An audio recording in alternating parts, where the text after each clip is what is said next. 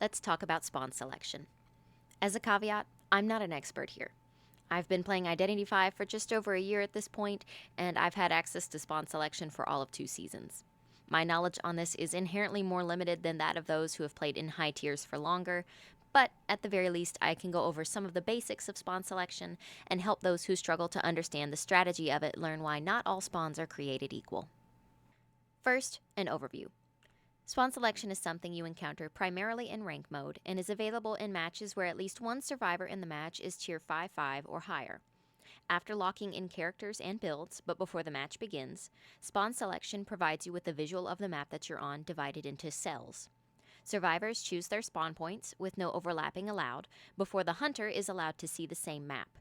After all survivors are locked in, the hunter will be shown the map with anonymous markers to indicate the spawn points chosen by the survivor team. The hunter is then allowed to choose their own spawn point from the remaining cells on the map, again with no overlapping. And after they lock in, all survivors' identities are revealed on the map. That is to say, before the match starts, the hunter will know exactly who spawned where. This is the reason a lot of survivors rely on another early game concept, rotating. Rotating is the process of transitioning through other map cells to keep as much distance from the hunter as possible. This is especially important early game because proper rotation can cause the hunter to waste valuable time just trying to initiate a chase with you, which lowers the amount of time you have to actually contain them in order for your teammates to finish their first 3 ciphers. Now, let's look at some spawns. The incomplete plus sign is generally the safest spawn layout for 3x3 maps, and as such, I especially recommend it for duos and solo queues where you inherently face more unknowns. This is considered a safe spawn because regardless of where the hunter spawns, all survivors in neighboring cells have the ability to move immediately in the opposite direction of the hunter, which allows them to rotate without any risk of being cut off. While there can be different strategies and benefits to taking corner spawns, the transition out of them is inherently a little more risky, as it's easier for the hunter to intercept you. This is also the reason you want to avoid giving the hunter the middle spawn on 3x3 maps. If the hunter spawns here, they have easy, equal distant access to all survivors from the very start and have free range to pick their first chase target without much drawback. Instead, in most cases, it's best to give your designated rescue character the middle spawn on a map.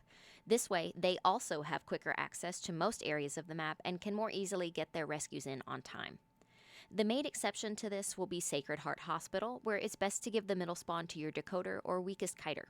And with that, let's talk about the value of different map cells. The reason you want to give Hospital to your weakest team characters is because 2-story buildings are generally stronger kiting areas and will deter many hunters from seeking out a first chase with no presence against whoever spawns there. For this same reason, a lot of decoders prefer to take the 2-story tent on Moonlit, Factory on Leo's, Big Boat on Lakeside, Hotel in Chinatown, and either the cabin or tree houses on Darkwoods. The downside to these areas is that all of them are locations where the basement can potentially spawn. When taking these areas as your spawn point, the first thing you should do when you load in is check for and communicate to your team whether or not the basement is there. And if it is, be prepared to leave ASAP.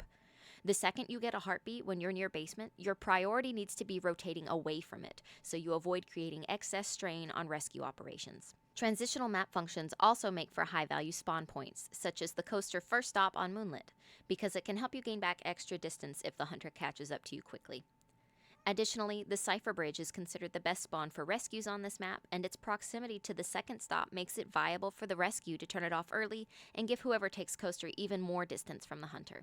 The spawn, typically done with the decoder or otherwise weakest kiter at the tip, is a common option on 3x3 maps because it encourages the hunter to make a firmer commitment to chasing either the decoder, but being too far from other survivors to cipher pressure after chairing them, or to take a chance at chasing a stronger kiter and potentially leaving the decoder to work uninterrupted.